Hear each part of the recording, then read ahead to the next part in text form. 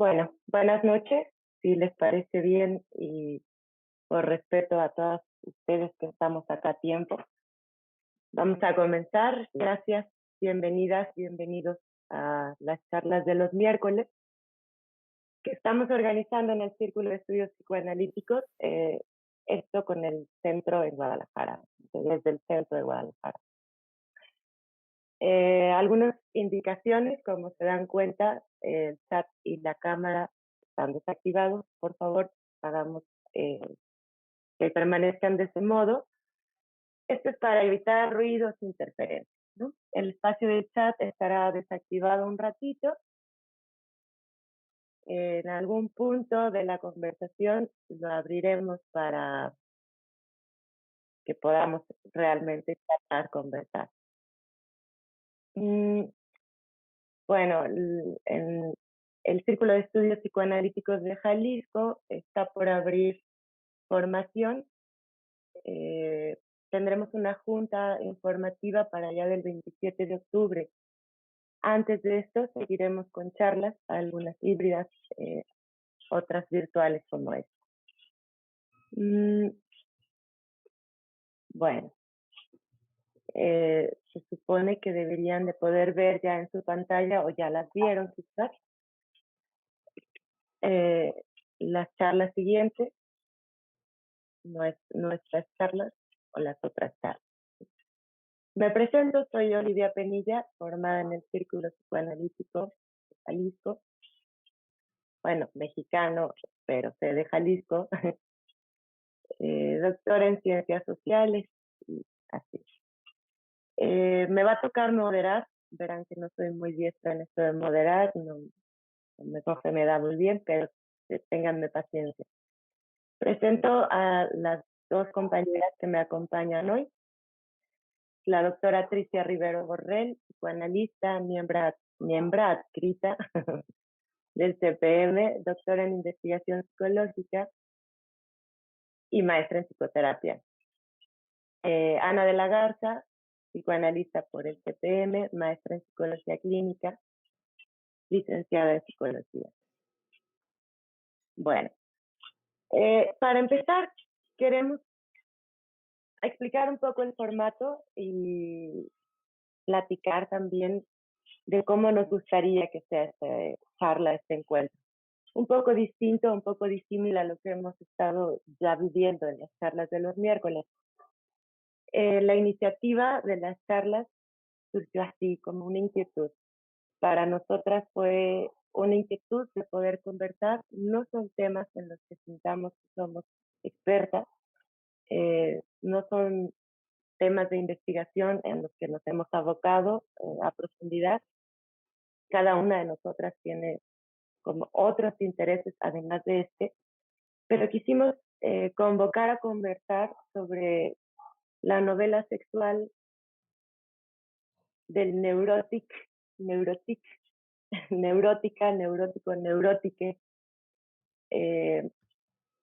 porque es un asunto que nos convoca, porque es un asunto de vida, porque es un asunto de la clínica, porque es un asunto que para nosotras tiene todo que ver con la teoría psicoanalítica.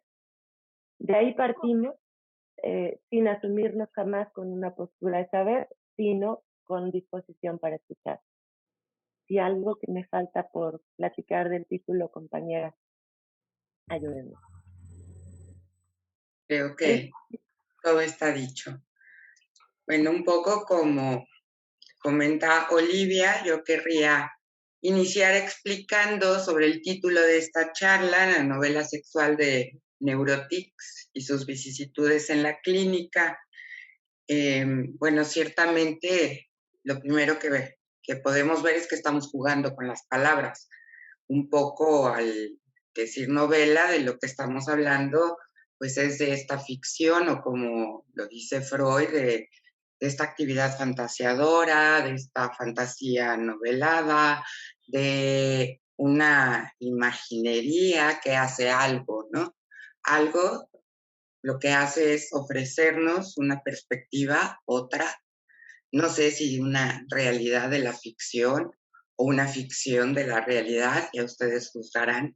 Y bueno, la novela como ficción es eso que simula, pero que también crea, que también inventa perspectivas, distintas formas diferentes de ver la realidad. Y le llamamos también novela sexual porque queremos proponer, como ya lo mencionó Oli, un espacio para charlar de aquello de lo que se habla poco, específicamente de este, no sé, este aparente derrumbe de ciertos conceptos metapsicológicos trazados por Freud, que en ocasiones son, yo no diría que negados, pero de pronto anulados, ¿no? Tirados al excusado a partir de la develación de un abanico, una gama, como un pantone más amplio de constituciones subjetivas que, ¿no? O de la aparición incluso de un fantasma que nos puede mostrar como esta ausencia de alteridad, ¿no?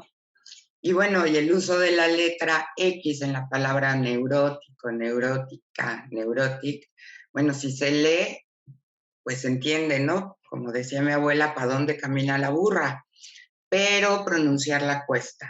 Apalabrarla nos demanda un esfuerzo, nos obstaculiza la fluidez de nuestro decir y eso nos provoca algo y es ese algo lo que queremos echar a andar.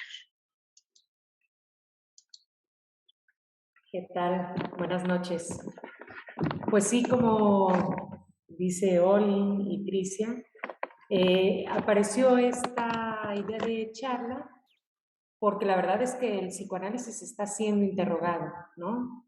Y está siendo interrogado desde, yo creo, un lugar importante que es el tema de la sexualidad. Se habla de nuevas sexualidades y cómo el psicoanálisis responde o no a estas sexualidades, o cómo las conceptualiza, si hay un tema de patologización. Vamos a decir que luego es algo que aparece el tema de la actualización, ¿no? Y de poder preguntarse y la crítica. Sin embargo, lo que hemos visto, de lo que hemos charlado, es que el psicoanálisis tiene elementos que preguntan sobre estos temas y que a veces ya no dan chance de preguntar porque sería políticamente incorrecto, vamos diciéndolo, ¿no? De alguna manera. Sin embargo, nos parece importante recuperar algunos de estos elementos y poder echar a andar la pregunta a partir de estas nuevas propuestas, ¿no? Hablando de la charla, decíamos, o sea, porque previamente charlamos sobre los temas, ¿no? De lo que vamos a charlar. Hablábamos de cómo inicia, porque una del neurotics tiene que ver con una ausencia de, pues ahora sí, sexo, ¿no? Como tal, o un tema corporal que se pone en duda, ¿no? Y cuando hablábamos del cuerpo en el psicoanálisis, pues primero que nada salió que psicoanálisis se inaugura porque entró a partir del cuerpo. ¿A qué me refiero con esto? A partir de novela sexual expresada a partir del cuerpo en estas mujeres que eran denominadas histéricas, ¿no? Y que Charcot enseñaba a sus alumnas, a sus alumnos, me imagino que han de haber sido unos alumnos, los mostraba, ¿no? Las mostraba como unas mujeres, siguiendo el tema de la ficción de la novela, que tenían enfermedades ficticias, porque las hipnotizaba y luego si no podían caminar, al hipnotizarlas sí podían caminar, porque biológicamente no estaban afectadas. Entonces había algo de ficción en su enfermedad. A mí lo que me parece muy rescatable y lo que creo que por donde quiero entrar es que Freud le apuesta que hay una verdad en esa ficción. Hay algo de verdad en esa enfermedad que él quiere escuchar o él quiere poner el oído, ¿no? Por lo menos. Entonces, lo que hace es ver cómo el lenguaje afecta en el cuerpo, ¿no? No se puede, ya no se puede pensar separado cuerpo-mente, ¿no? Sino que hay una inscripción, ¿no? Por ejemplo, si había una parálisis de brazo, no tenía que ver con músculos, huesos o nervios, sino tenía que ver con una idea de lo que era un brazo, ¿no? Iba de acá a acá, o iba, y en qué estuvo ese brazo, ¿no? Entonces, hay una historia detrás de esa parálisis que ya sea porque ella se lo solicita, le dicen, cállate y escúchanos, ¿no? Pero que él empiece a escuchar, ¿no? Y es lo que ahora conocemos como realidad psíquica. Y es a lo que apostamos y a lo que ponemos el oído.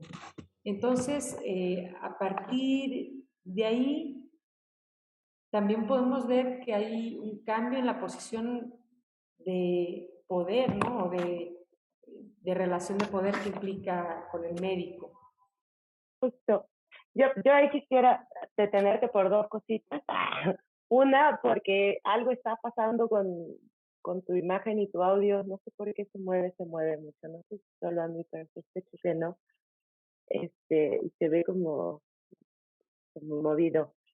Pero bueno, justo allí yo quisiera que nos detuviéramos. En este movimiento, yo diría hasta ético, pero también quizás sintomático en Freud, ¿no?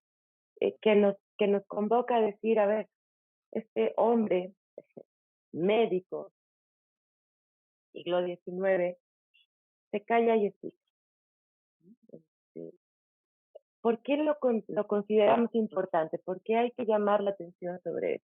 Creo que esto es importante a propósito de todas las críticas a través que nos atraviesan y que nos hacen decir, sí, Freud un hombre de su época, pero sí Freud, pues, capaz de callar, ¿no?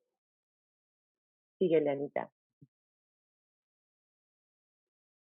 Sí, ¿no? Como poner este tema de la escucha, ¿no? Y de una escucha distinta a la que, de hecho, él cambió los síntomas observables por los escuchables, ¿no? Entonces, también hay un movimiento ahí importante.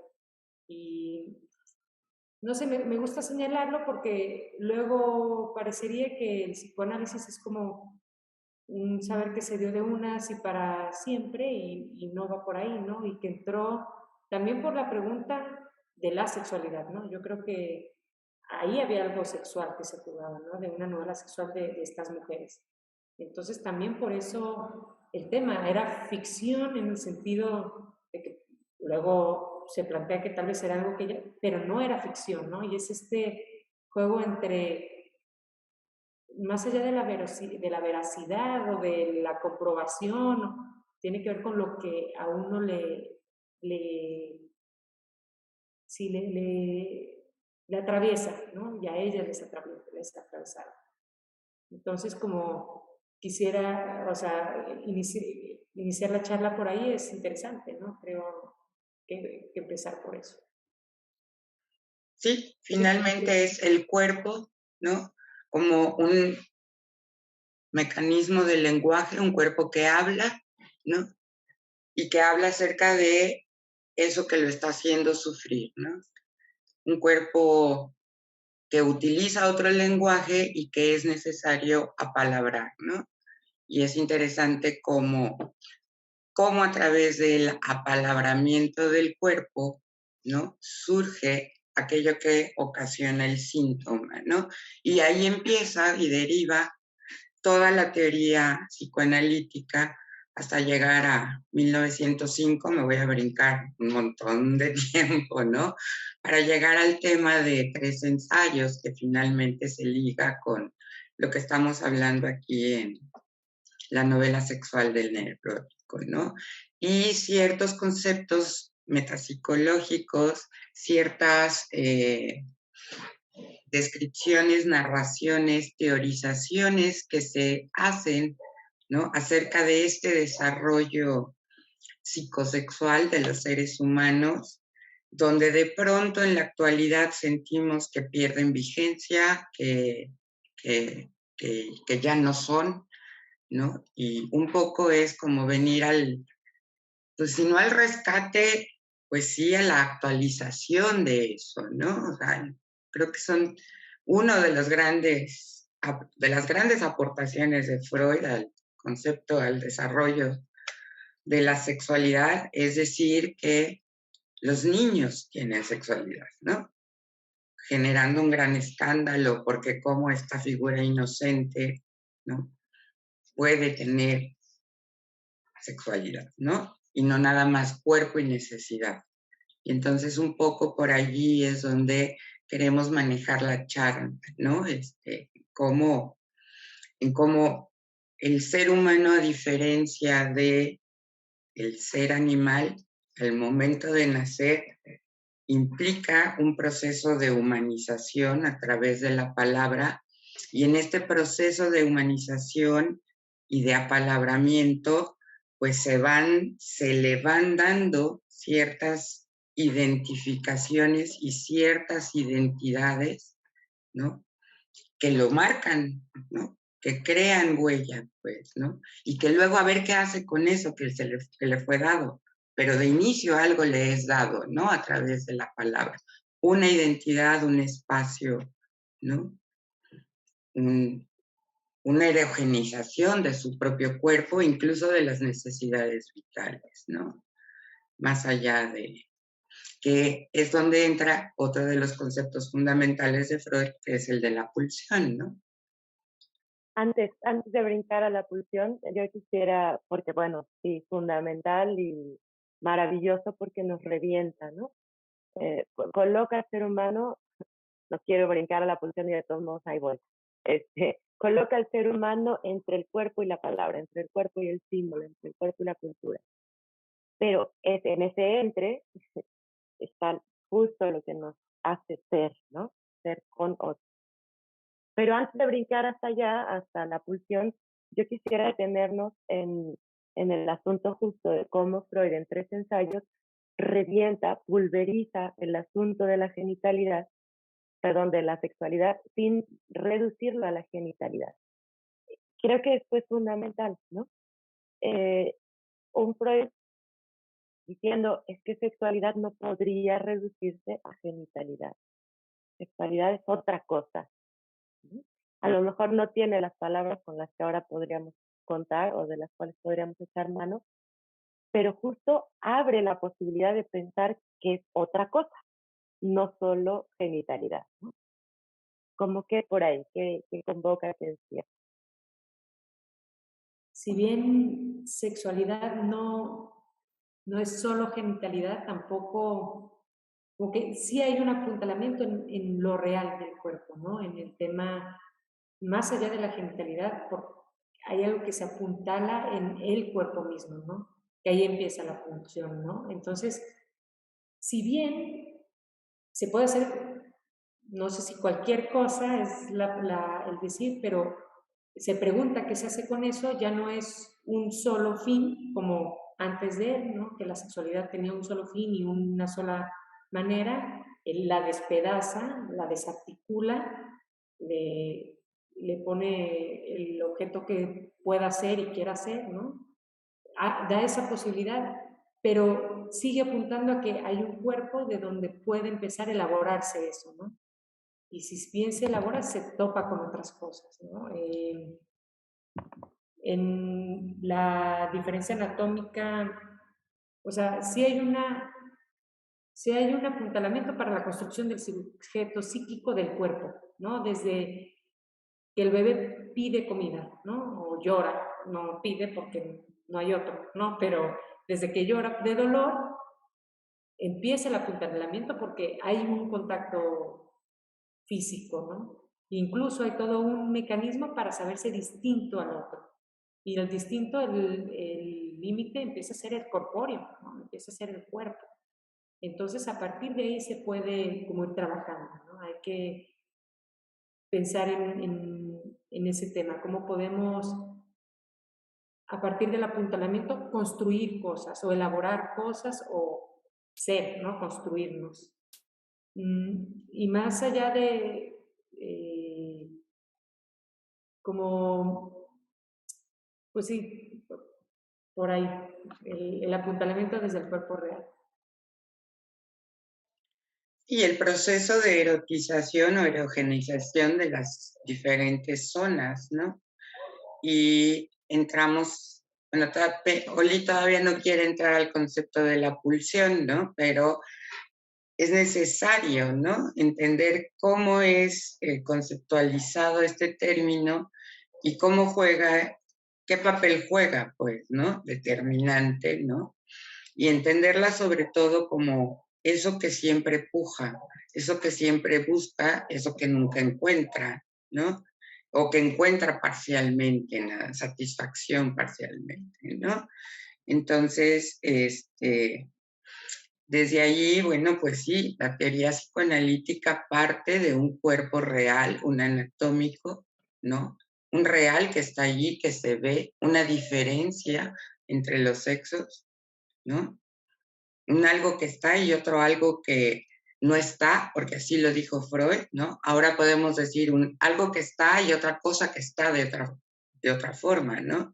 Posiblemente, ¿no? Pero efectivamente hay eso, ¿no? Y sobre eso se te va construyendo la subjetividad o las identidades, ¿no? Como cuando me lo imagino como el carrito ¿no? Que estás con tu carrito en el súper y pues te echan cosas, tus papás, el entorno, ¿no?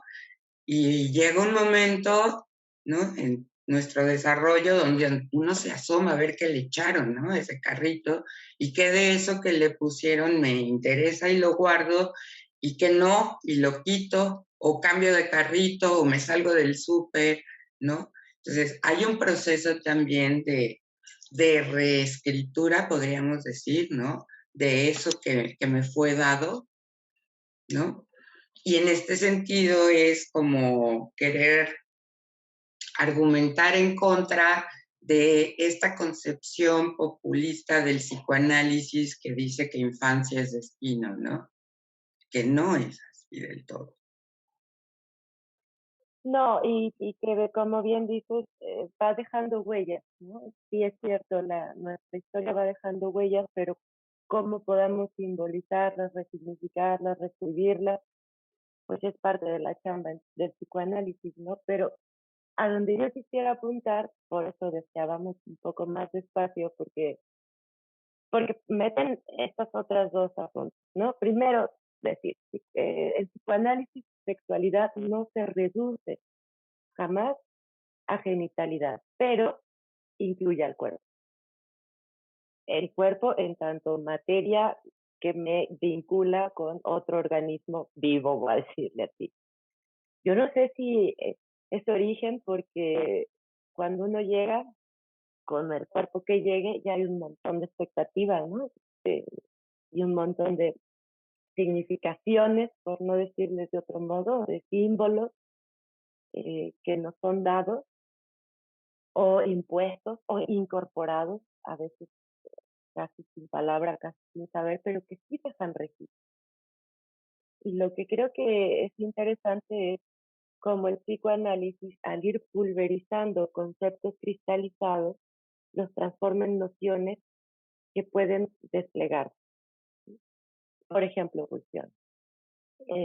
Con el concepto pulsión, dividiéndolo en que hay que pensarlo desde el esfuerzo, el trabajo, estoy hablando del mismo, de la meta, eh, pero sobre todo quizás lo que nos trajo acá el objeto es lo de menos, es lo más lábil, es lo que quizás menos interese en tanto que sexualidad no es genitalidad y en tanto que infancia no es destino, mucho menos anatomía destino. ¿Por dónde seguir? Pues yo creo que este inicio de diálogo, no de discusión, que hemos abierto, permite para que los que están aquí presentes pues también dialoguen, porque pues esto es una charla.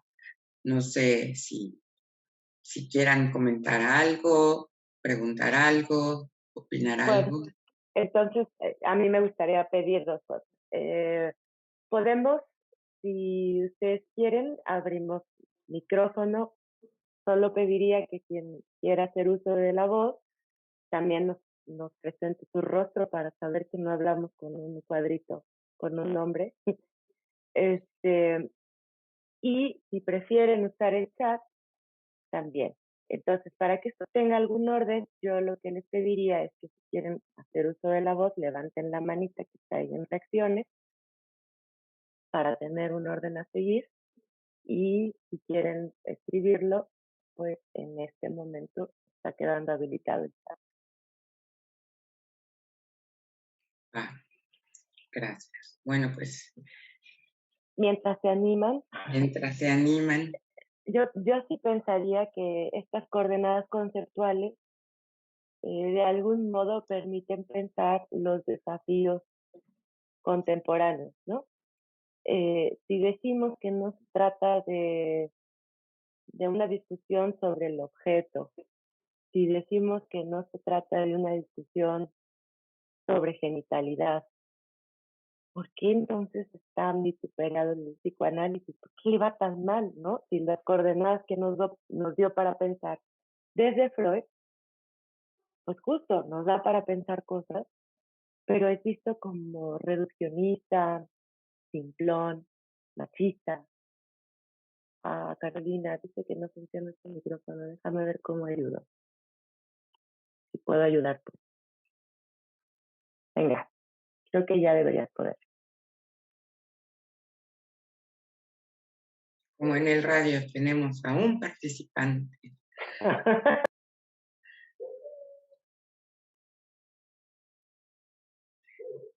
No sé si se haya podido encender su micrófono. ¿Lo quieres tú leer, Oli? Hay un par de cosas, ¿no? Ana Lucía dice, quizás se piensa así por el contexto en el que estaba Freud, y yo me pregunto por qué ahora también. A lo mejor ahorita abrimos el micrófono para que Ana Lucía nos diga por qué lo piensa así, ¿no? Y Carolina dice, creo que la realidad material es objetiva para la autoconcepción y vivencia en todo. Ay, joder. No, sí, mejor abre el micrófono, Caro, para que nos expliques más o nos cuentes más. ¿A qué te refieres? Sí, no, tampoco. Adalberto. Adalberto. Creo que no es... No se trata de un encuentro entre organismos, sino de cuerpos erógenos, erogenizados, ¿no? Historizados, etcétera. Sí, de algún modo socializados, advenidos, humanizados, pues, con toda esa historia de erogenizaciones, pero también cuerpo, ¿no? También Finalmente, cuerpo con registros. Pues. Con respecto a lo que escribe Ana Lucía, quizás se piensa así por el contexto en el que estaba Freud. Bueno, sí, había un contexto donde lo que prevalecía era la mojigatería y la represión, ¿no? A lo mejor ese contexto no es el nuestro, no es el actual, ¿no? Pero aquí hay otro contexto que también limita, ¿no? O que también permite al menos pensar si es, o cómo es, más bien, ¿no? No si es, sino cómo es primero, ¿no? O sea, creo que sí, de algún modo se rompe o hay un intento de romper con los mecanismos de represión, ¿no? Específicamente, ¿no? Dirigidos hacia la sexualidad, y se ha cambiado, ¿no?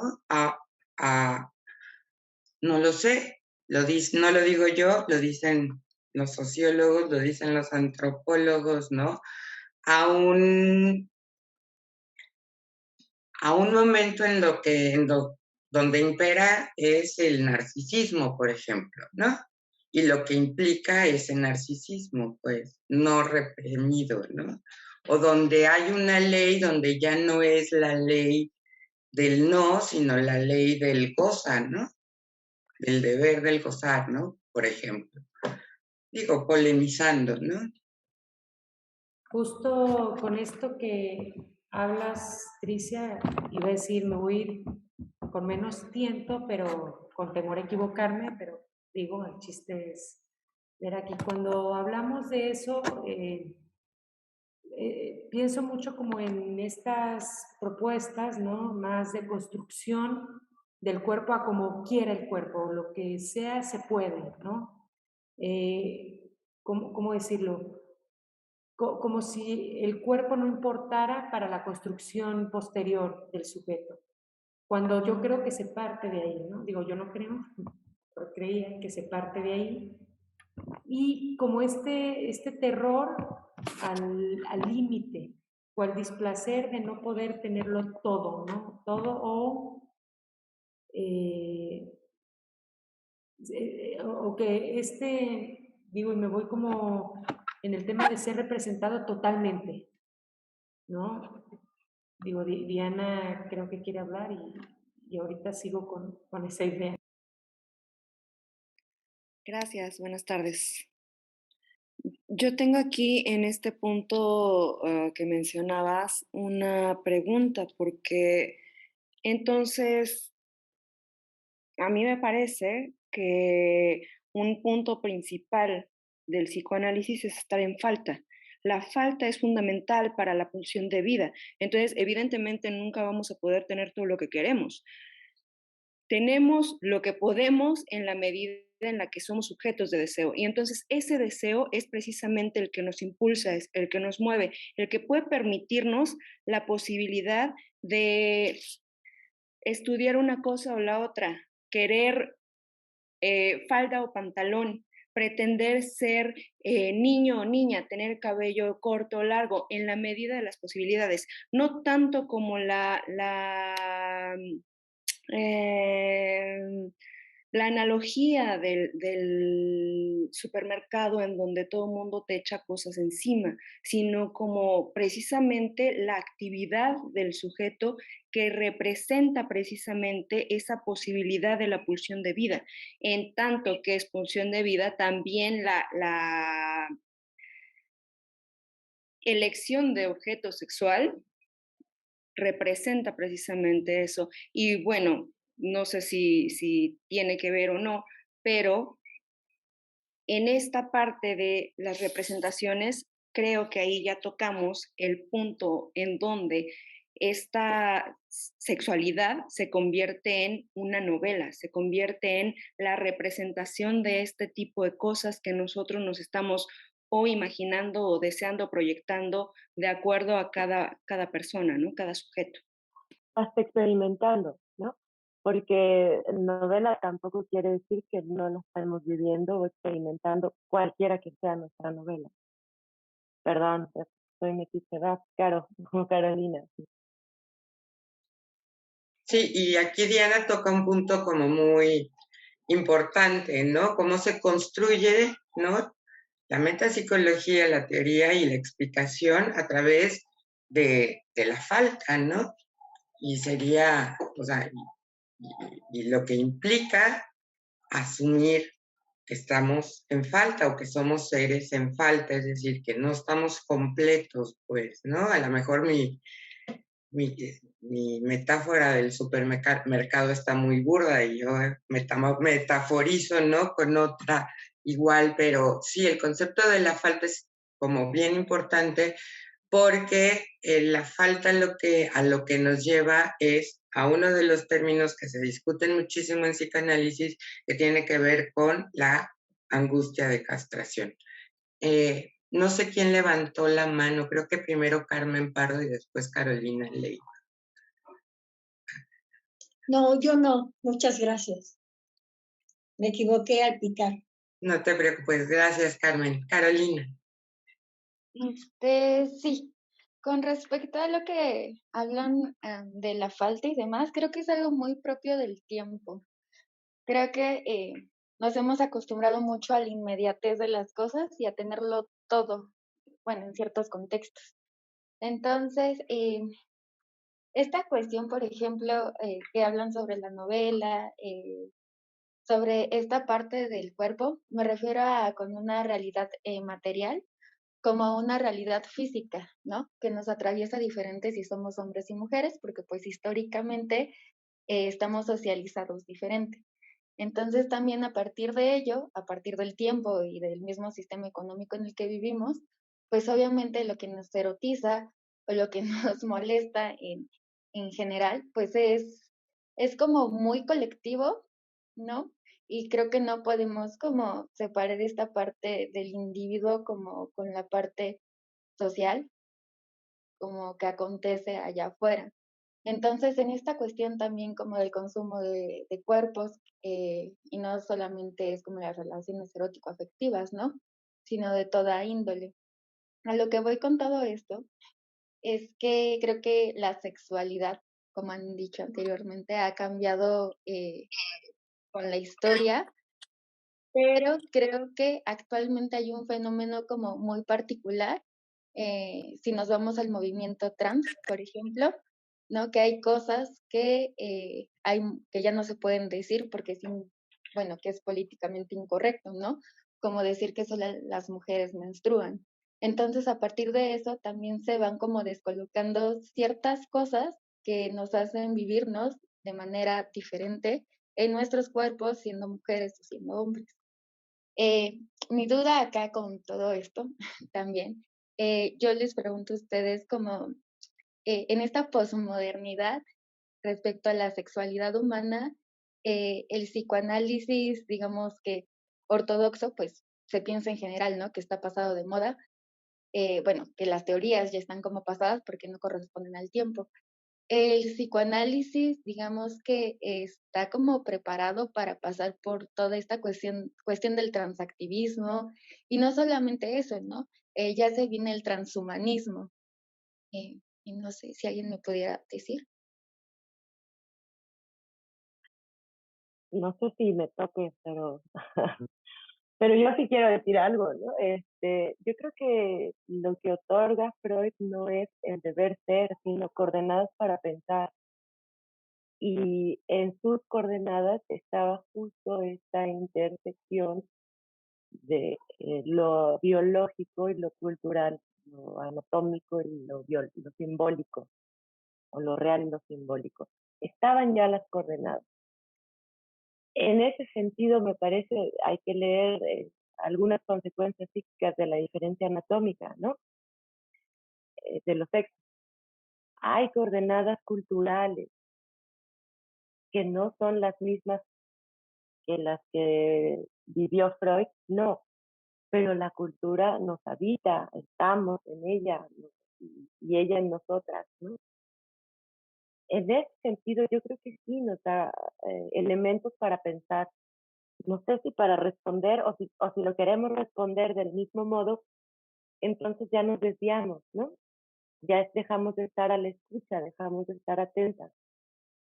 Y creo que de eso no se trató nunca el psicoanálisis, pues, como de normalizar o de esquematizar cómo es y cómo debe ser, sino de pensar cómo viene siendo con estas formas en las que estamos insertas. En ese sentido, yo quisiera decir también, yo no sé si se ha escapado a la represión, sospecho que no, solo que son otras formas, ¿no? Es decir, eh, hay síntomas que se aparecen del mismo modo y hay otros que van moviéndose de a poco porque el símbolo también ha ido cambiando. Ahí creo que nos toca también pensar un poco en la antropología cultural, ¿no? En la antropología social, como el mismo Freud, que creo fue una señal, o sea, fue una coordenada, ¿no? Por ahí. No estudien a los mismos que yo, pero estudien este asunto. No, no nos es ajeno.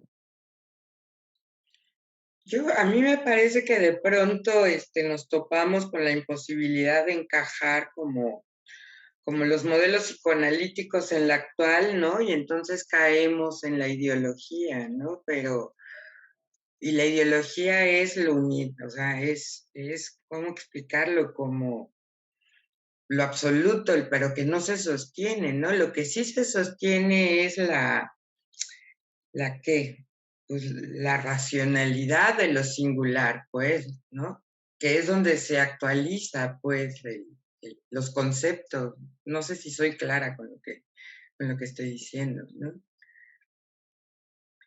Yo, con lo que decía Diana y Carolina, era justo a lo que quería llegar, creo que el psicoanálisis tiene que escuchar eso, ¿no? Justo si Freud pone acento en algo es en eso, se tiene que escuchar estas nuevas, y no son nuevas, han estado ahí, ¿no? Pero escucharlas y eso implica preguntarse por, ¿no? En el caso por caso. ¿Qué pasa? Porque ¿qué es lo que se escucha cuando alguien llega a la consulta? Se escucha de dónde sufre, ¿no? Y ya hablaba Diana del deseo, ¿no? No, el deseo se elabora a partir de que hay una falta y esa falta también se tiene que elaborar, ¿no? Se da vueltas, se proponen cosas con eso y se hace algo con eso, ¿no? Yo pensaba que no es lo mismo tú hacer con tu cuerpo que el cuerpo haga contigo, como le pasó, por ejemplo, a las mujeres histéricas de Charcot, ¿no? Es otra cosa por lo que pasa, es otra cosa las que piensas y otra cosa las que puedes elaborar, es hacer algo frente, ¿no? Entonces, yo creo que el psicoanálisis no solo puede, no es que pueda, sino debe preguntarse por esas cosas porque es ahí donde está la pregunta. La pregunta es, ¿cómo somos con este cuerpo y con este dicho que tenemos del cuerpo, ¿no? Y el dicho que también construye al cuerpo, porque el dicho también pega, el dicho, la palabra, ¿no? Y bueno, aquí leyendo que no es un dogma, implica eso, y creo que por eso Freud siempre le apostó a que estuviera abierto, ¿no? Y decía, por eso es una ciencia, porque hay que siempre estar escuchando, estar viendo, estar teorizando, ¿no? Y luego sus teorías se iban otra vez redefiniendo. Y no solo Freud, gente que lo ha seguido, ¿no? Y gente que sigue pensando y que lo piensa desde otros puntos. Entonces, creo que para eso sirve el seguir escuchando y el ver en dónde estamos. Decimos Freud y su época, y nosotros y nuestra época, nosotras y nuestra época, ¿no? Alejandra Torres pone en el chat, como dice acertadamente Diana, y por eso Lacan señalaba, el sujeto alienta siempre su deseo en un signo, una promesa, una anticipación, algo que conlleva con tal una pérdida posible. El deseo se ve ligado a la dialéctica de una falta, el deseo y su interpretación. Es un poco, ¿no? Sobre lo que gira o lo que hemos estado conversando, ¿no? O sea, finalmente el modo del conflicto sigue siendo el mismo, ¿no? ¿No? A lo mejor sí, la sociedad produce destinos pulsionales diferentes, ¿no? Freud lo dice desde 1905, pero el modo, ¿no? Del sufrimiento sigue siendo el mismo, ¿no? Me parece.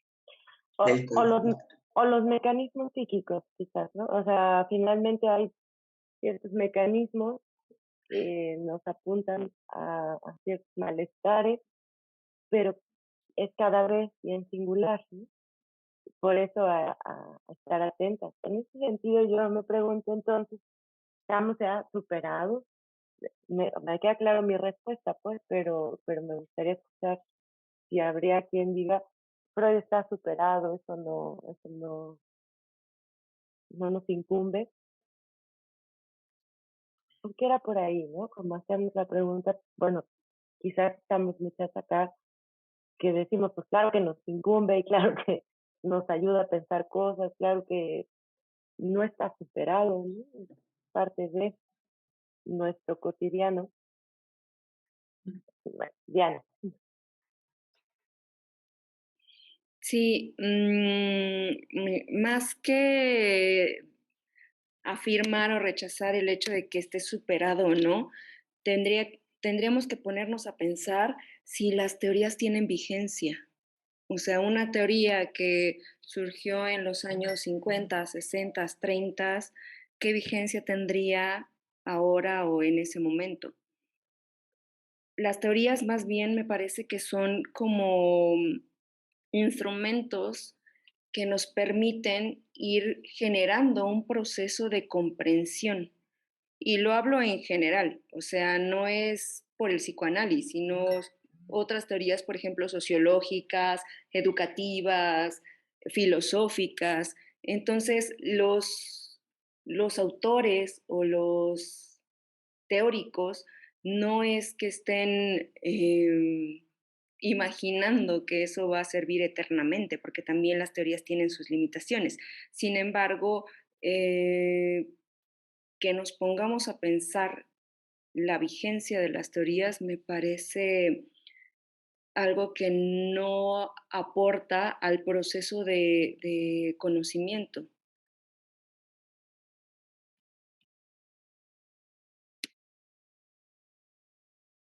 Sin duda, sin duda, pero incluso, pero pasa, ¿no? Sobre todo al psicoanálisis le pasa un montón. Estoy de acuerdo con Diana. Y sí, sí, ¿no? Porque también es preciso sostener conceptos de permanencia del psicoanálisis, ¿no? Y reflexionar, sí, sobre aquellos conceptos que entran en crisis por los cambios sociohistóricos, ¿no? Pero sí hay conceptos ¿no? Que permanecen. Sí, yo creo que más que permanecen son conceptos anclados en procesos. Freud era un gran observador y era un ávido lector y además su amor hacia las artes, sobre todo la parte de la, el teatro, que le gustaba mucho, investigar sobre, indagar sobre culturas como una parte más antropológica. Podemos encontrar el texto de El malestar en la cultura, por ejemplo. O sea, tiene varios textos en donde su rastreo histórico es muy profundo, es muy exacto y entonces tan solo la horda primitiva, o sea, leer acerca de la horda primitiva y cómo ese en Tótem y Tabú, cómo el tótem es la representación de eso que se proyecta hacia el símbolo de la horda, de los clanes, o sea, más que tengan vigencia, es pensar desde dónde está anclado ese concepto, ese proceso representativo de lo que sucede en los seres humanos, ¿no? Por ejemplo, yo estaba viendo apenas hace como media hora, 2 horas, un video de un changuito que estaba jugando ¿cómo se llama? Se me fue el nombre, con su aparato sexual. Entonces estaba muy feliz jugando con sus testículos y con su pene. Entonces yo dije, ah, caray, ¿qué pasó aquí? O sea, hay muchísimas cosas que tienen que ver con el ejercicio de procesos naturales que no son ordinarios, ¿no? Porque también se dan acercamientos homosexuales en los animales, por ejemplo, las abejas, los perros. Entonces, ¿desde dónde estamos observando o desde cuándo estamos observando todas estas actitudes? Lo mismo con la teoría sociológica, por ejemplo. No es que no haya cambiado el concepto de Estado, simplemente desde dónde rastreamos al Estado para lograr que esa vigencia o esa reactualización que tienen los conceptos permita una posibilidad de seguirlos utilizando.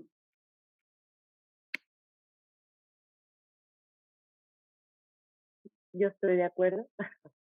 Solo me pregunto qué onda con el inconsciente o lo inconsciente, con los dos. Eh, y creo que tiene que ver con este armado que Freud le llama metapsicología, ¿no?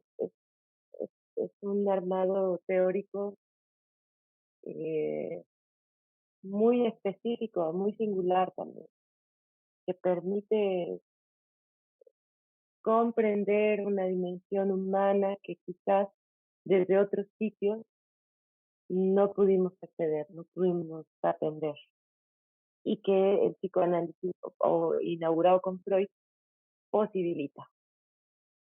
Creo que eso es lo que para nosotras es, bueno, para nosotras pensando en esta charla, en esta conversación, era como fundamental. Paola Cosío comenta que no considero que el psicoanálisis sea excluyente al transactivismo o a las identidades trans. Retomando a Laplanche, 2007, el género es plural, suele ser doble con masculino femenino, pero no lo es por naturaleza. Lo sexual es múltiple, polimorfo. Pues sí. Freud, Que ¿no? justo era Freud. lo que decía, ¿no? De a los niños, ¿no? Fue lo primero que Sí, pues perversos son polimorfos, pequeños ¿no? perversos polimorfos, ¿no? Y el concepto de la bisexualidad, por eso finalmente la construcción de la identidad, de la subjetividad se da a partir de la palabra, pues, ¿no? O sea, y volvemos al concepto de la pulsión, ¿no? Que, ¿cuál es el objeto de la pulsión? ¿No? El que quieras, ¿no? O sea, finalmente creo que, perdón, creo que ahora es, ya no es si se es hombre o si se es mujer, sino dónde está puesto el deseo, ¿no? En lo masculino, en lo femenino, o no está puesto, ¿no? Perdón, porque incluso hoy se está manejando este concepto del no deseo, que bueno, fue rechazado, ¿no?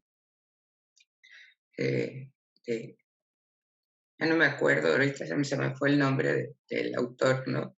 Pero Freud le dice, no, pues no existe eso de esta renuncia al deseo, ¿no?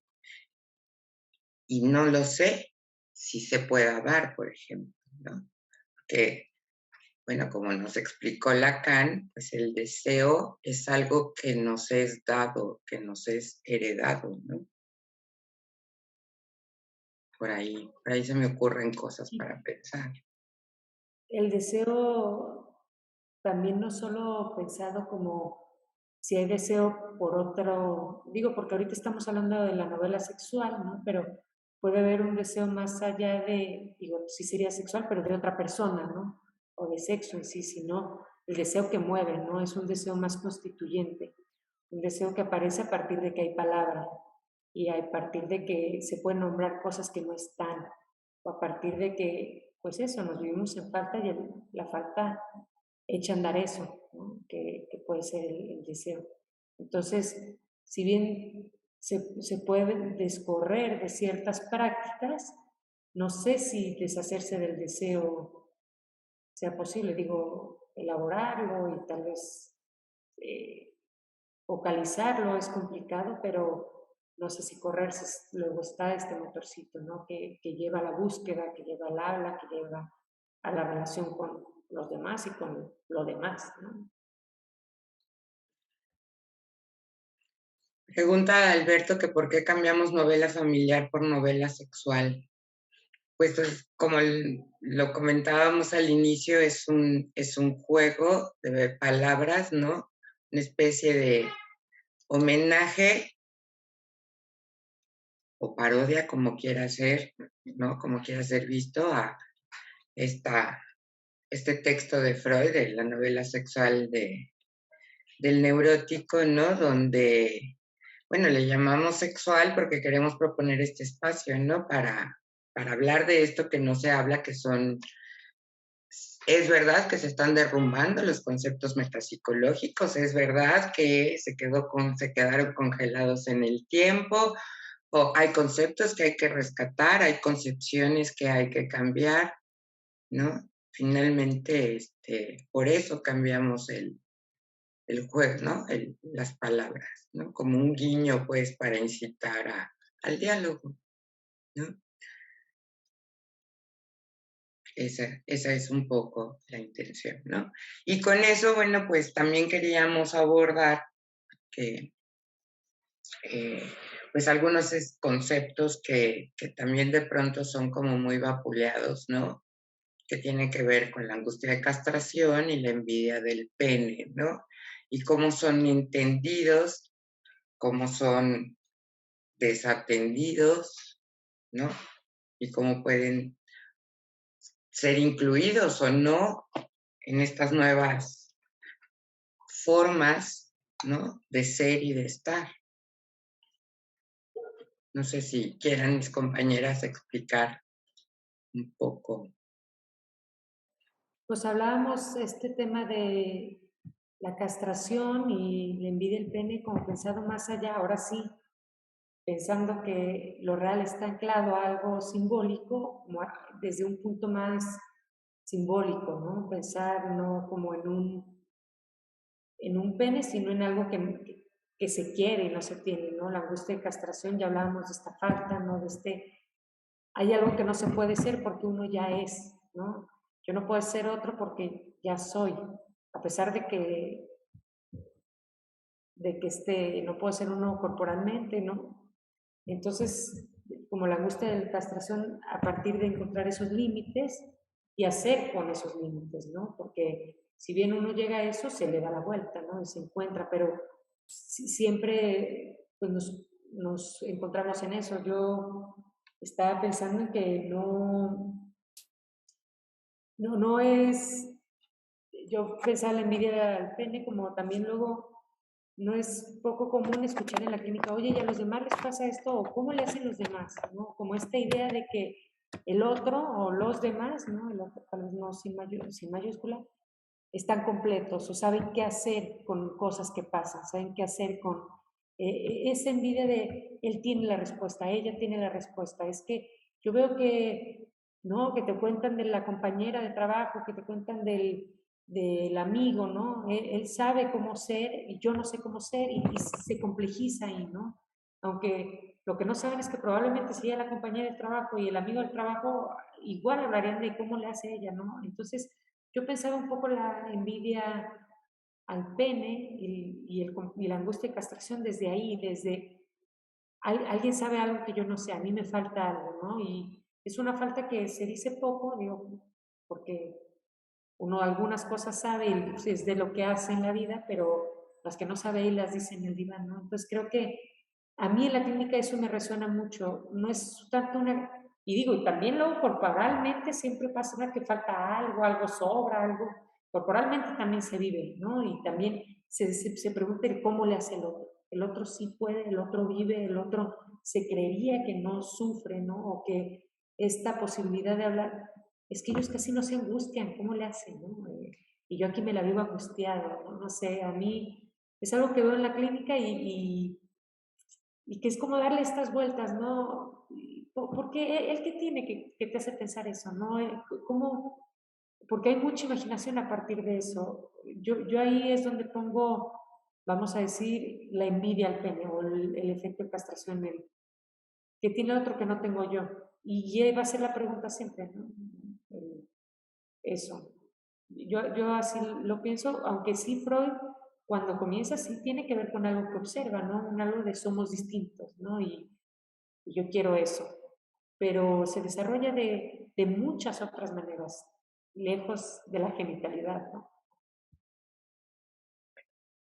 Sí, yo pensaba justo, ¿no? Leyendo este texto de algunas consecuencias físicas o el sepultamiento del complejo de Edipo, preguntarse a qué apunta Freud cuando está hablando de todo este asunto de la envidia del pene, de algunas consecuencias físicas, a mí me parece que ilumina, ¿no? O sea, a partir de un real hay una serie de símbolos culturales que son incrustados, incorporados, depositados, lo que sea.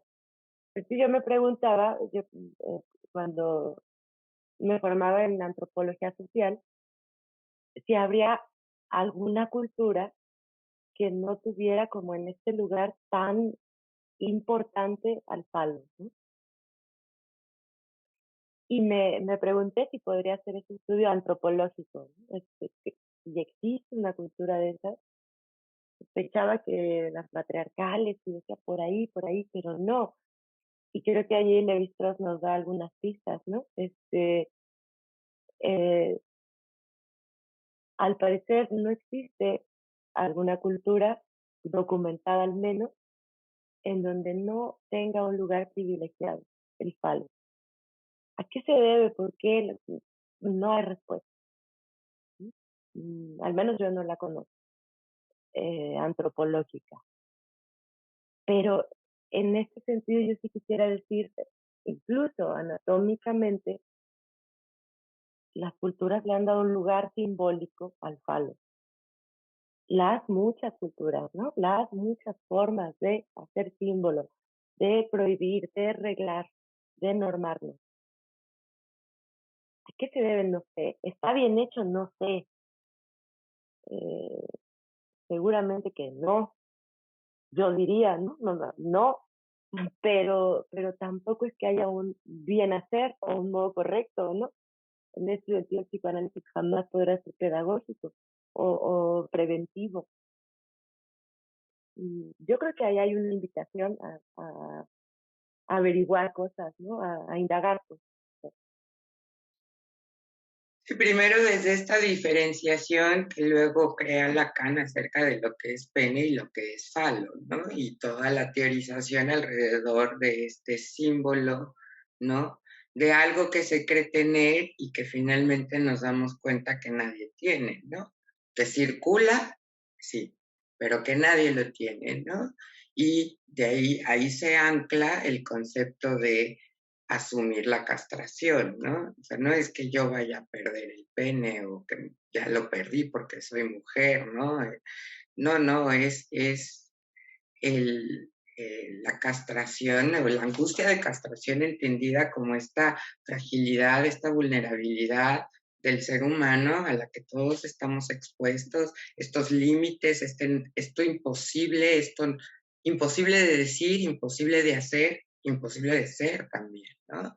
Que de pronto los discursos hipermodernos o posmodernos o neomodernos o como le quieran llamar, dependiendo de su autor favorito, ¿no?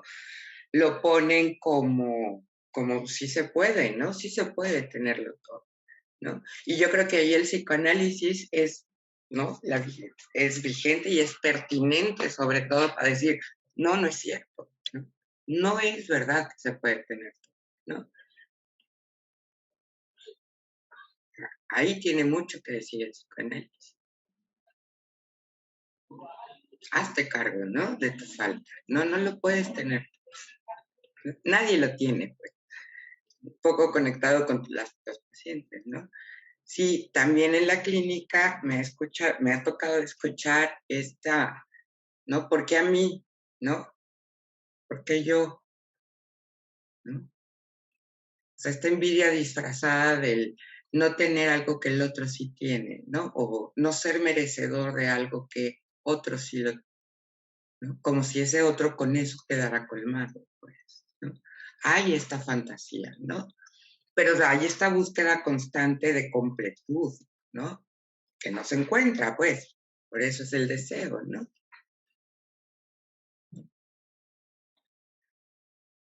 ¿Preguntas del público? Tricia, Jacqueline Calderón me pregunta, ¿en qué discursos posmodernos estás pensando? ¿Podrías dar un ejemplo de algún autor o idea que consideres posmoderno y que establezca que se puede tener todo? Bueno, no estoy hablando de los discursos de los sociólogos, antropólogos o filósofos que precisamente critican estos discursos sociales, ¿no? Sobre todo venidos de los discursos psicologistas, ¿no? De los discursos del coaching, del vamos, tú puedes, ¿no? O sea, en este sentido te puedo dar autores que critican estas posturas, ¿no? O sea, empezando por el primero que se me ocurre es Lipovetsky, ¿no? Olivia también te puede ayudar un montón, pero bueno, están los clásicos, bueno, ya son clásicos, aunque son actuales, ¿no? Bauman, ¿quién más, Oli?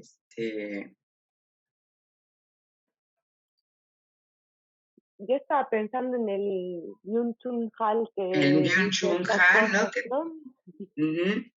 ¿no? Pero justo ahí está la crítica, ¿no? Y como la crítica a esto que parece en lo que estamos todos dispuestos a movernos de ahí, por supuesto. Sí, claro. Justo de Los eso dos hablábamos. sexos están castrados. Y por ahí decíamos, ¿no? Esto hay que leerlo en clave simbólica. El tema es, y que sí hay que cuestionar, por qué las culturas siguen poniendo al faldo en este sitio. Yo sí creo que hay que cuestionarlo, ¿no? Pero no es un tema psicoanalítico nada más, es un tema cultural que nos, bueno, a mí me parece nos incumbe. Foucault es Bueno, ya, otro gran autor, ¿no? Ahorita me acordé. nos brincamos en un paso. Bueno, no sé si, o sea, le llamamos falo, pero puedes llamarle, no sé, lo que se te dé la gana, ¿no? Pero la cosa es que hay un algo, ¿no? Hay una necesidad de un algo. Es que yo creo que no, y ahí está el tema. Y de veras ahí está el tema. O sea, porque no es gratuito que sea el falo, ¿no? Y creo que es algo, no es gratuito que sea el falo. O sea, y entiendo, en clave simbólica, no estamos hablando de un pene, no estamos hablando que el hombre no está castrado, por supuesto. Ojalá que los castrados estuvieran un poquito más neuróticos, ¿no? Menos en otro campo. Pero más del lado del deseo, más del lado de la búsqueda, más del lado de vincularnos. Pero creo que, y ahí sí podemos pensar que no es gratuito que le pongan palo las culturas, que se lean claves simbólicas. Alberto.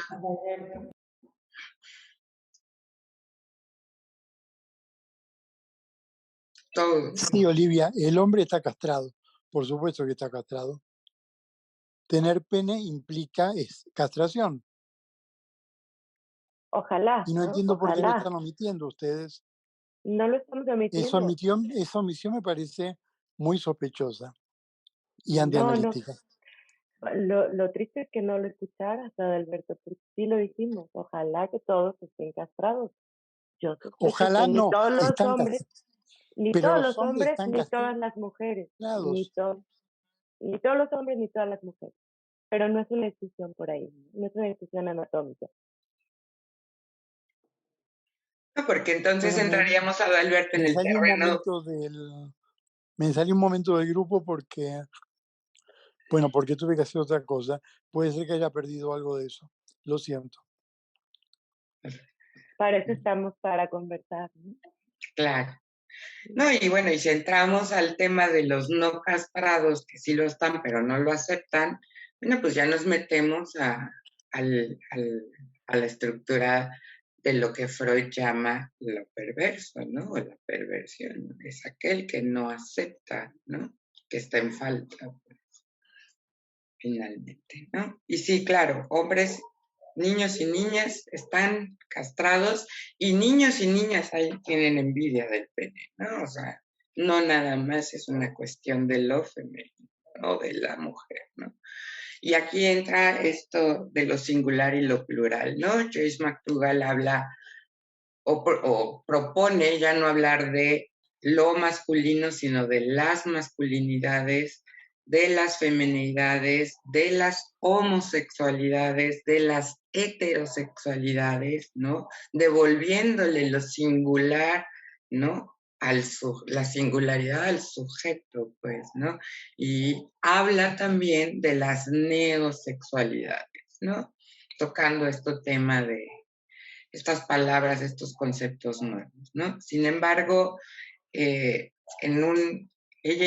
un intento en ella de despatologizar o de significar la carga peyorativa que lleva la palabra o lo que en psicoanálisis Freud nos indicó que era una estructura perversa, ¿no? Y ella lo acota solamente a aquellos que llevan a cabo un acto sexual, ¿no? Aún no consintiente, ¿no? Es decir, alguien que no da permiso, pues eso es una perversa. Todo lo demás queda envuelto para ella en el campo de otra estructura, ¿no? Posiblemente neurótica, ¿no? Pero ahí está la incomprensión de la metapsicología, ¿no? O sea, el tratar de reducirlo como a un acto y no justo a una estructura, a un modo de relación, a un modo de subjetivarte con los otros, las otras. No niega la subjetivación y la estructuración perversa en estas personas, no los señala, no los enjuicia, ¿no? Simplemente los acota, ¿no? Y me parece que de ahí, que con eso abre la posibilidad de que estas otras formas de ejercer la sexualidad pues queden desculpabilizadas, pues, ¿no? Que da pie, no sé, que da pie o daría pie, según ella lo propone, ¿no? A todas estas prácticas que de pronto llegan a la clínica y que en ocasiones pueden ser escuchadas como perversiones cuando posiblemente no lo sean. No sé qué opinen. No soy yo, es McDougall. Dispútale al umpire, como dicen, ¿no?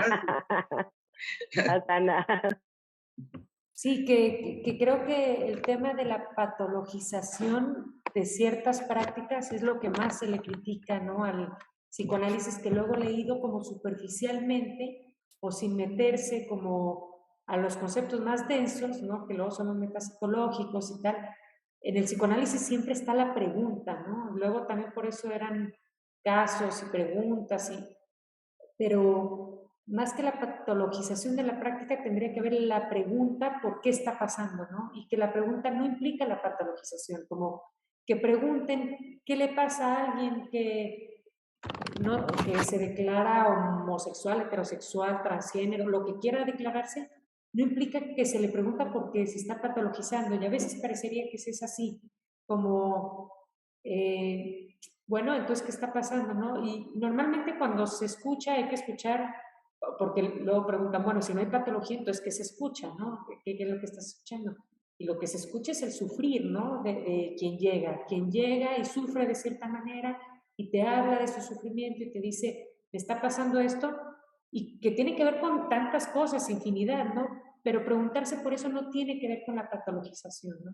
Entonces, sí creo que ciertas lecturas más superficiales del análisis puede dar esta idea de que ciertas prácticas son patologizadas. Y no digo que hay quien sí, y hay quien hace esa lectura, ¿no? Pero si te vas en lo más fino, o cuando se le pregunta a alguien que dice heterosexual, o también se da por hecho, por ejemplo, que decir heterosexual es ser uno más del montón y ser una línea recta y ya, también eso tiene sus asegúnes, ¿no? Luego, digo, culturalmente... Es otra novela, ¿no? Perdón. Y también es otra novela, ser heterosexual es una novela, ¿no? Porque no todo el mundo es heterosexual de la misma manera, no todo el mundo es homosexual de la misma manera. Y ahorita que Jacqueline preguntaba, si fue en los discursos posmodernos donde se piensa que se puede tener todo, a mí, y no te puedo dar un autor, pero a mí a veces como en el tema más coloquial, cuando escucho como tantas categorías, si puedo decir así, me da la idea de que se está buscando un significado, un significante que te llene totalmente. Yo soy eso y te dé esa tranquilidad, que no te da ningún significante, ¿no? Porque siempre no eres algo, siempre yo puedo decir soy mujer, pero luego ya me ando haciendo una pelota tremenda de qué es ser mujer y cómo soy mujer yo, ¿no? Y porque yo así decido nombrarme ahorita, y quién sabe cuándo sea, si siga siendo así. Entonces, como luego esa impresión, y te lo digo, yo lo leo desde la cotidianidad, no te puedo citar un autor porque seguro es mucho más complejo que eso, pero esta búsqueda de ser hiperrepresentante, como a eso yo me refería con no falta, como el poder un día decir, lo tengo, soy esto, ya estoy. Que el psicoanálisis eso casi que, no digo que lo prohíba, pero es lo que más echa a andar. Cuando hablas y hablas, te das cuenta que más quieres hablar y más falta, ¿no? Perdón, ya me fui, pero estaba Ulises y luego Jacqueline. Sí, pero o sea, nada más resumiendo, o sea, encontrando una metáfora a lo que está diciendo Ana, está esta frase del Fausto, ¿no? Del detente instante que eres tan bello, ¿no? Es decir, es cuando llega la completud, ¿no? Pues cuando llega, pues cuando te mueres, ¿no? Cuando la descarga llega a cero, pues. Estaba la mano de Ulises y de Jacqueline levantada. Sí, hola a todos, buenas noches. Yo me quedé pensando en la pregunta esta que se formulaba acerca de los discursos que pudieran sostener esta idea de que finalmente es posible, digamos, estar como en una situación de bienestar, ¿no? Donde la completud fuera como el instante, como dice Estricia, ese instante motor, guía fundamental para la vida. Y sí, efectivamente, autores, pues yo creo que debe de haber. Pero yo estaba pensando, por ejemplo, que un discurso que sostiene esto no deja de ser el discurso religioso, ¿no?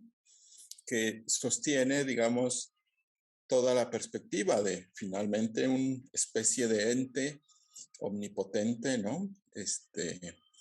Todo sapiente, etcétera, ¿no? Como un centro al cual hay que estar cerca, como para que su irradiación nos inunde de ese bienestar. Creo que otro discurso de estas características no deja de ser el discurso científico, el discurso positivista, ¿no? Y como si, digamos, los enigmas que el hombre plantea, los conflictos, las dificultades frente a las que se encuentra regularmente, no fueran factibles de en algún momento ser dilucidados, ¿verdad? Podemos observarlo, digamos, como siempre hay una propuesta de que al final en los genes o al final, digamos, en las hormonas o en los compuestos bioquímicos que están en el cuerpo serían la explicación finalmente de sus sufrimientos y por ende también entonces la resolución de todos ellos, ¿no? Un poquito más, un poquito menos de esas hormonas, un poquito más o un poquito menos de esos compuestos bioquímicos. Y me parece que, digamos, un tercer discurso que tendría una perspectiva igual sería el discurso político, ¿no? Al final hay una, pues, aspiración, me parece, a tratar de igual ir logrando un estado de bienestar, que pareciera ser siempre compartido con todos, ¿no? En una especie de democracia, diría yo, pues de una democracia imposible, ¿no? Como si hubiera esta ilusión. Ya Freud, digamos, hacía la crítica en su momento a estas aspiraciones del comunismo de la época, ¿no? De los años 30, de los años 40, ¿no? Y creo que, digamos, todo aquel que se propone como un político, de alguna manera algo se está moviendo en ese sentido. Bueno, eso quería comentar. Sí. Estos discursos de completud, ¿no? Que son los que deberían, creo, asustarnos o ponernos atentos, pues. De pronto, esto que decía Ana, no sé si es demasiado jalar el tema, pero eso de tener nombre para todo, para cada caso específico, pareciera también esta ansia de completud, ¿no? Esta necesidad muy neurótica también de certidumbre, de completud, inalcanzable, pero que alguna fantasía se pudo. Jacqueline. Sí, muchas gracias. yo preguntaba, y me alegro de que la intervención haya despertado como algunas cosas. Eh, Me quedaba pensando en esto porque me parece que a veces nos movemos en diferentes registros. Uno en el cual, o sea, me surgió precisamente a partir de la intervención de Tricia, cuando dice, bueno, están estos discursos posmodernos, ¿no? Y yo me quedaba pensando, ¿qué estamos entendiendo por discursos posmodernos? En este momento, bueno, en ese momento ya Tricia especificó que se refería como a la posmodernidad en términos muy, no sé si decirlo cotidianos, coloquiales, en términos de lo que uno se puede encontrar hoy en redes sociales, por ejemplo, ¿no?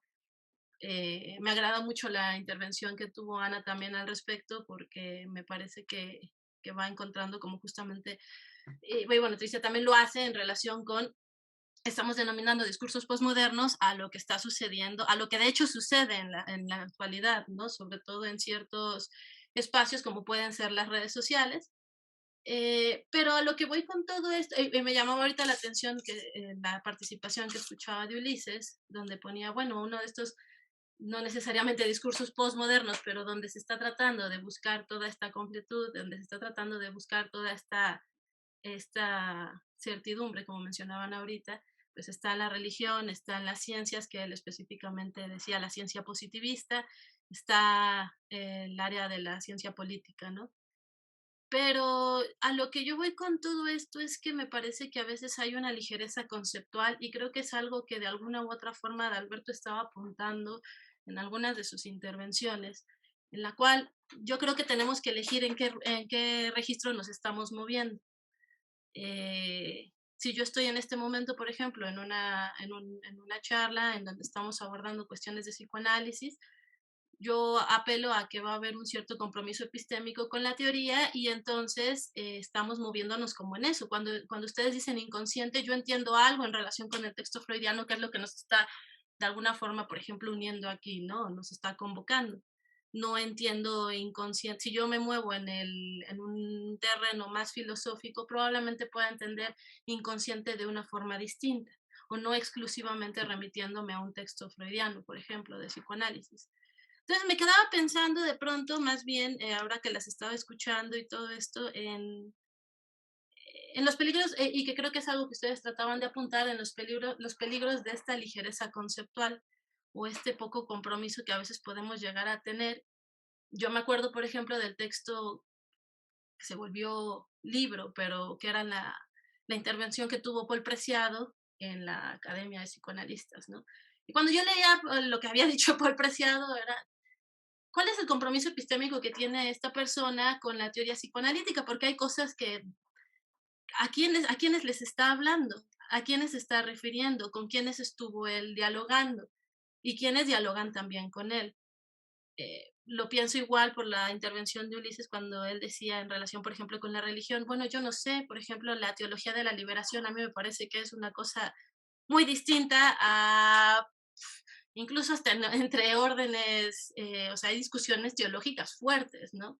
Y muy interesantes. Entonces, creo que más bien apuntaría a esto, o sea, como la cuestión de la ligereza conceptual que a veces nos domina, y no sé si a veces es justamente eso, que nos estamos trasladando, moviendo caprichosamente entre diferentes terrenos, y que por eso no llegamos a, o sea, de pronto a mí me parece que esta Olivia decía cosas que a mí me parecían como muy obvias y como, sí, claro, ¿por qué lo mencionas? Sí es cierto, o sea, ¿quién lo pone en duda, no? Que de pronto hay una lectura muy ligera del texto freudiano y entonces cualquiera se pone a preguntarse si tiene actualidad o no, si tiene vigencia o no, más bien, qué tanto es nuestro compromiso con la lectura de los textos, ¿no? Con el abordaje, con saber qué teorías además están acompañando todo esto.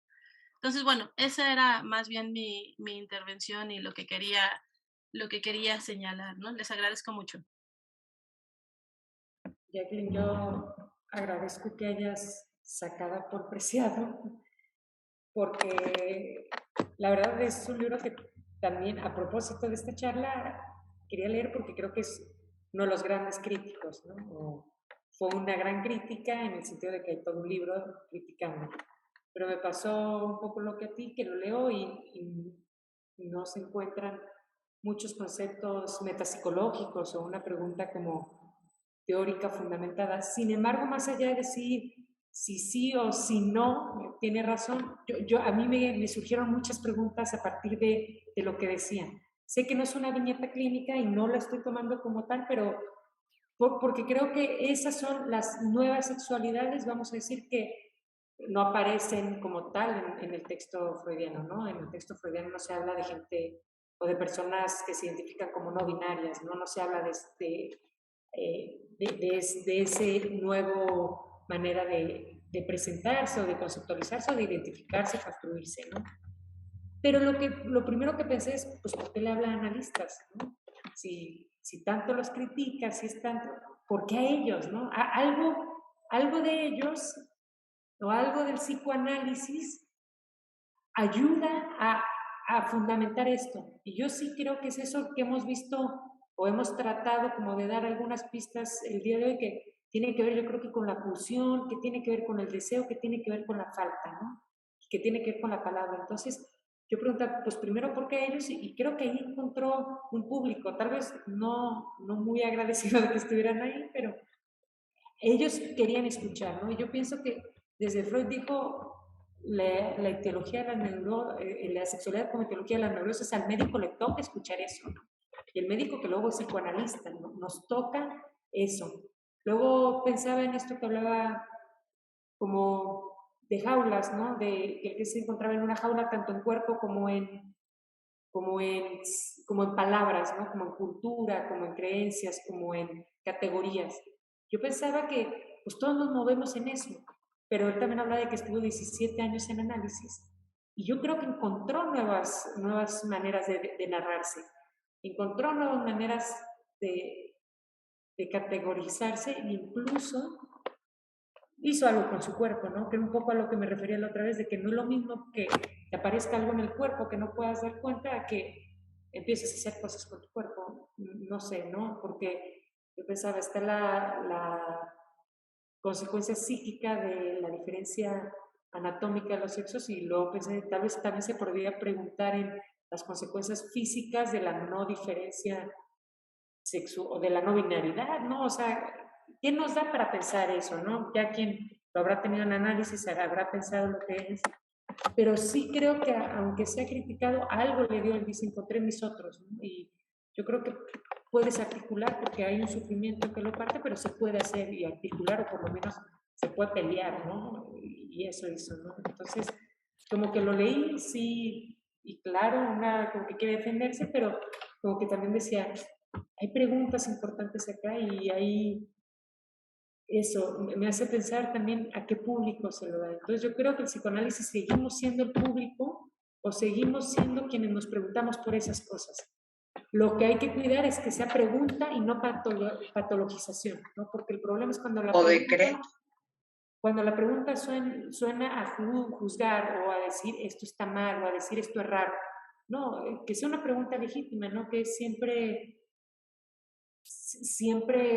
es lo que o yo espero que es lo que se busque en la clínica, el análisis, ¿no? Es dejar el lugar de saber para preguntarnos por el otro, ¿no? Y qué nos está diciendo. Entonces, pues bueno, nada más, me dio gusto que lo trajeras porque lo traía fresco para hoy. Yo lo conocí gracias a Ana, ¿no? El título, ¿no? Es algo así como Liberen al monstruo de la jaula, el título ¿no? Yo dije, bueno, pues él está haciendo esto, ¿no? Y lo está haciendo de esta manera y lo está haciendo contra esto, ¿no? Y digo, mira qué chistoso porque es esta desidentificación con el padre para lograr ¿no? la identificación propia, no sé si me doy a entender, ¿no? O sea, cómo este proceso que él maneja en este libro, ¿no? Es similar, no puedo decir analógico, pero tiene algo que ver con estos procesos de separación y corte que se necesitan hacer de la instancia paterna, como le quieras llamar, ¿no? Para subjetivizarse, pues, ¿no? Yo le di esa lectura desde allí, ¿no? O sea, finalmente es me liberé, ¿no? Así lo leí yo. No sé cómo lo leas tú. Estamos hablando, ¿cómo se llama? Preciado se apellida el filósofo. Sí, a mí me parece que hay, nada más como para concluir, y no seguir acaparando aquí. Claro, hay un punto en el cual el texto en la conferencia es Yo soy ese monstruo que os habla. Hay un punto muy interesante en el cual él explícitamente, bueno, él decide ser un él, para empezar, o sea, sí hay una lógica ahí binaria, que es algo que de pronto algunas personas también han criticado, es como por qué él y no cualquier otra cosa, ¿no? Pero Paul Preciado es muy explícito. En algún momento lo que dice es, yo notaba claramente la diferencia de trato que se le daba a los hombres y a las mujeres y yo quería ser hombre. O sea, Paul no se mete ahí, Preciado no se mete como demasiado en eso. Si lo encuentro ahora lo comparto y si no luego lo mando por correo electrónico o algo al Círculo Jalisco. Pero hay un artículo que a mí me parece muy interesante porque hace una crítica, salió en una revista argentina, y la crítica que le hacen también tiene que ver con la posición, esta posición de poder que ocupa Paul Preciado, ¿no? O sea, la elección que él toma también de querer devenir hombre o considerarse hombre, Beatriz, que era antes, un poco la burla decía, bueno, es que este hombre ya parece más bien el director técnico del Barça, ¿no? Entonces me quedo pensando en que son también estos otros aspectos que a veces se quedan como de manera muy neutral, no se consideran todos estos otros factores que también están ahí jugándose a nivel sociológico, pero a nivel económico, a nivel político, es decir, de todas este tipo de relaciones, finalmente relaciones de poder que hay. Y no sé, también me pareció una lectura muy interesante. O sea, Paul, al menos la lectura que yo pude hacer de ese texto en su momento, que pasé cuando salió más o menos en el 2020, así que ya no la traigo muy fresca, es sí, o sea, también hay algo que me parece un análisis interesante, ¿no? ¿Por qué decidir ser hombre, por ejemplo? ¿Por qué decide Beatriz Preciado? No sé cuántos años tenga, pero seguro le tocó toda la época del franquismo, o una buena parte, y también le debió haber tocado toda la movida ahí. ¿Por qué decide ser hombre, no? O sea, él mismo lo está poniendo en este texto. O sea, ¿cuáles son las condiciones materiales también que lo van casi que orillando? Porque de alguna manera eso es lo que él va diciendo, es que la situación a mí me orillaba, o sea, venía de una familia ultracatólica. Entonces, creo que también el análisis de esos aspectos es interesante, ¿no? Porque de pronto parece que, como que sale la decisión y a alguien se le ocurrió nada más porque sí, porque es más chévere, pero ¿qué es lo que significa, no? ¿Por qué tomar esa decisión? ¿Por qué devenir eso y no cualquier otra cosa, no? Entonces, bueno, eso era lo que tenía. Si encuentro ahorita el artículo de la revista esta, se los comparto por el chat, y si no, ya luego lo mando. Gracias. Es que nos dejó la pregunta en el chat, pero mira, la doctora Chiara Biglio, ¿quién es? Comenta algo relacionado con la completud, en donde cuando las personas que se detectan vacíos y buscan completarse, suelen encontrar personas que también buscan completar sus vacíos, pero que vacío con vacío solo hace un vacío más grande. Entonces, por aquello de analizarse y estar buscando conceptualizarse en todo, cuando no encontramos respuestas, podría ser que pensamos falsamente que es un vacío. No sé si me ayudan a... También está difícil, o sea, está con posibilidad de interpretarse de muchas formas, ¿no? Este comentario, porque bueno, cuando uno va a analizarse no es a completarse, ¿no? Sino más bien hacerse cargo de su falta, pues, ¿no? O sea, ¿no? O sea, hacerte cargo de que somos seres incompletos, ¿no? De que yo por ahí lo entiendo, ¿no? Y bueno, pues la pulsión, volvemos a lo mismo, pues siempre busca, ¿no? Busca su satisfacción en otros objetos, personas, sujetos, como le quieran llamar, ¿no? Donde pretende encontrar aquello que la calme, ¿no? Que la domeñe, ¿no? Diría, pero no, que no lo va a hacer, ¿no? Por eso son siempre satisfacciones parciales. Entonces uno va a hacerse cargo de eso que no va a encontrar, ¿no? Digo, en burdo, hablándolo en burdo, pues. Ana, algo ibas a decir, yo interrumpí, perdón. No, de hecho iba a leer el comentario de Rebeca, por eso me interrumpí. Pero bueno, yo creo que, digo, dando seguimiento por esto, porque creo que hemos dado como mucha vuelta a la falta, ¿no? Y que tal vez luego donde topamos es eso, que el psicoanálisis no va a dar esta respuesta que se busca como, es esto, o es bueno, es malo, sino el psicoanálisis va a seguir buscando la falta ahí donde tal vez dicen, yo ya me encontré, ¿no? Porque también eso de las identidades pasa ahora mucho, yo ya soy, yo ya me encontré, y se fijan, ¿no? Que creo que luego el psicoanálisis se supone como mucho en pregunta, ¿no? Hay quien llega muy estructurado y sale tambaleando por eso, ¿no? Porque hay un desencuentro, ¿no? Y es lidiar con eso, más que, pues sí, con qué soy, como me voy por ahí. ¿Qué voy siendo, no? La pregunta es esa, posiblemente, ¿no? Y bueno, está el tema un poco siguiendo de lo que comentaba Rebeca y lo que hemos estado platicando aquí. Está, pues le voy a poner así, ya sé que está mal, pero está el problema del otro, ¿no? Del otro en cuanto a diferente a mí, ¿no? Y cómo de pronto hay estas tendencias a la uniformidad, a la desaparición, a la homologación, ¿no? Que provocan argumentos que suenan bien, ¿no? Pero que de pronto yo digo, no desaparece, es pregunta, no desaparece en la alteridad, ¿no? El otro como distinto de mí, nada más, ¿no? No sé qué piensen como último tema el rollo de la alteridad. Yo justo me preguntaba si no nace todo este movimiento como una reacción justo a esa invisibilización de las diferencias, ¿no? De las singularidades, de la novelización de las sexualidades.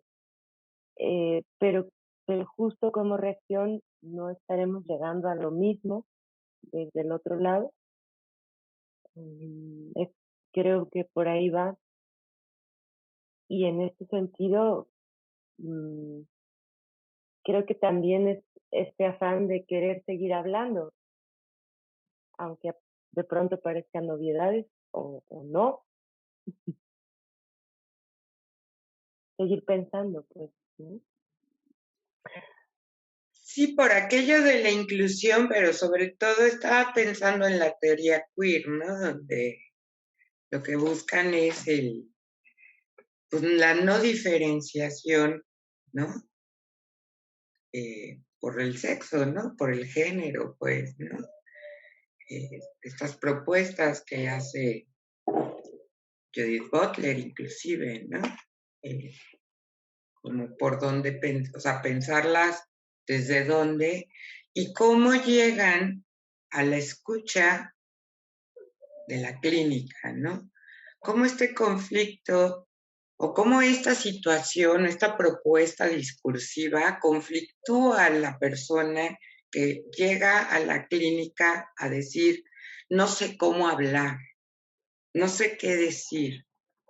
Hoy justo, ¿no? Me decía, es que ya no es solo preguntar cómo te llamas, sino qué pronombre usas. O sea, hay que preguntar no solo por aquello que te signa, sino también por aquello que te identifica, ¿no?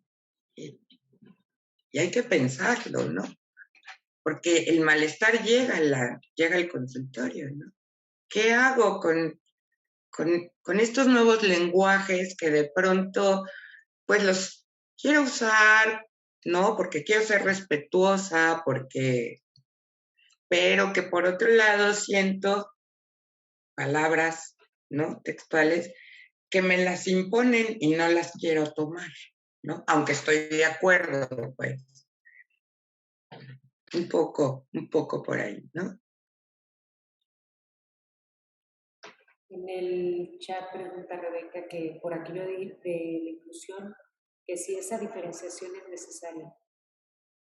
Yo no sé si es necesaria, pero está, no sé si es uno, pero es diferencia del 1 a 1, ¿no? Y luego de repente ya no son dos, sino es nadie, ¿no?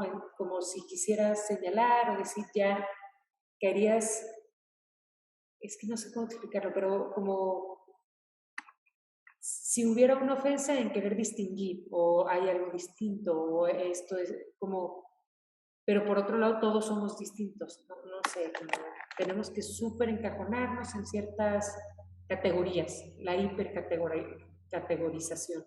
Entonces antes había esta diferenciación, ahora hay una diferenciación mayor, pero para nombrarla se tiene que unificar. Entonces resulta como el otros, pero otros en mí también.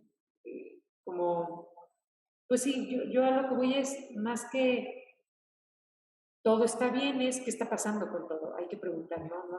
Pues sí, así es, ¿y qué importa? Y no le tienes que preguntar nada, así es.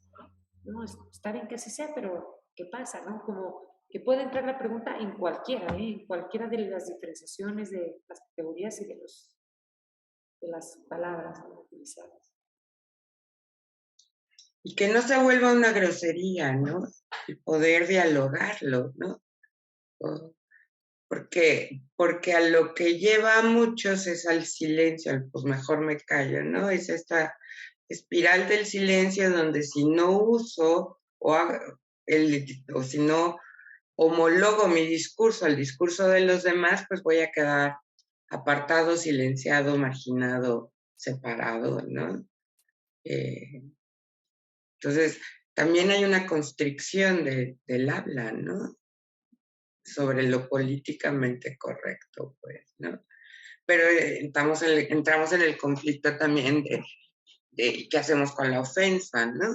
O sea, con aquello que antes se decía y ahora es políticamente incorrecto decir. O sea, todos estos movimientos que se están dando a través del lenguaje, de los discursos, de las posturas, pues están confrontados en este momento, ¿no?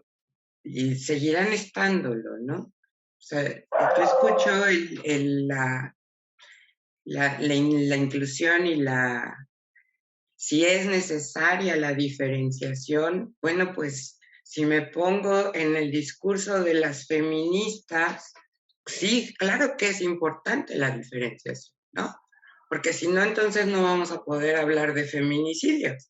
Si ya todos somos iguales, pues ya no hay feminicidios, ¿no? Nomás hay asesinatos, ¿no? Eso es la postura que ellas defienden, ¿no? Pero pues si me pongo de este otro lado, ¿no? Puedo argumentar también, ¿no? Entonces hay un montón de discursos, ¿no? Que de pronto se contraponen y que son escuchados por los pacientes, por las personas que están con nosotros, los psicoanalistas en análisis, que les causa algo, ¿no? Y que van, ¿y qué hago con esto que está pasando? ¿No? Y la pregunta es, ¿qué hago con esto? ¿Qué hago ante esto? ¿No?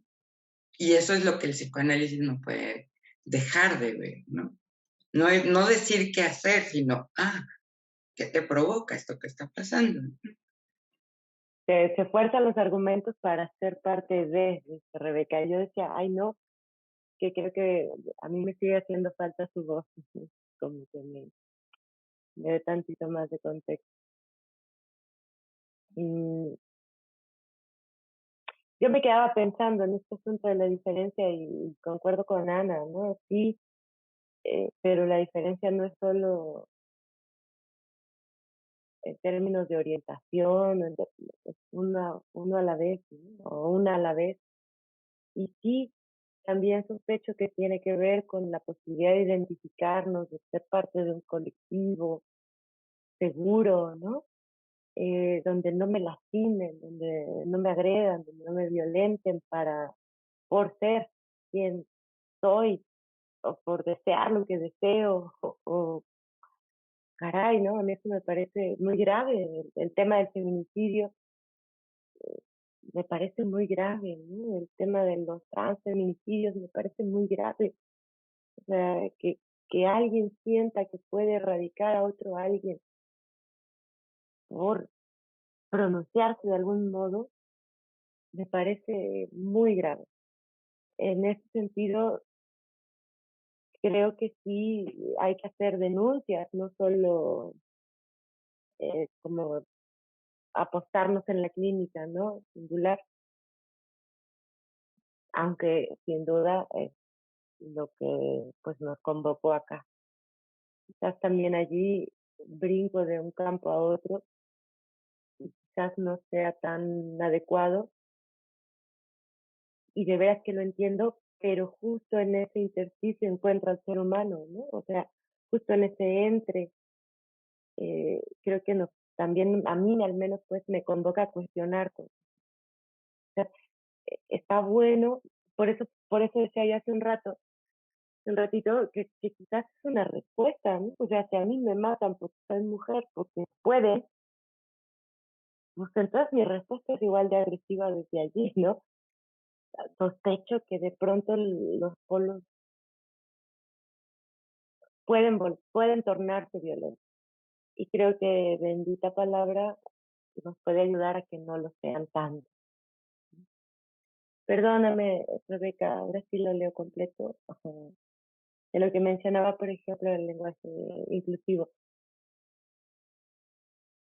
Sí, de pronto yo te digo, lo pienso como una reacción y entiendo, digo, bueno, si ha sido tan violentado, va, no me cuesta, pero sí es complicado.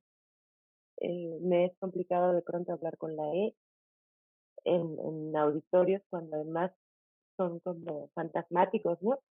Te veo algunas caritas así, y bueno, casi siempre opto a hablar con la A, hablar en femenino. Y, no sé, compañeras, antes de leer la de Paola, si hay algo más de esto que ya me un chorazo. Bueno, Paola dice, creo que la diferenciación, al menos en la cuestión de los pronombres, es necesaria para el reconocimiento de las identidades históricamente invisibilizadas e invalidadas. Concuerdo en que el análisis de las identidades y su consolidación subjetiva es necesaria, independientemente de la condición sexogenérica del sujeto. El problema es cuando, como conversábamos, utilizamos el psicoanálisis como herramienta para replicar violencias simbólicas e institucionales. Sí, y creo que por eso hay que seguir hablando de ello, ¿no? Para que no sirva como una herramienta para eso. Compañeras, algo. Sí, yo No, creo pues que sí, tal cual.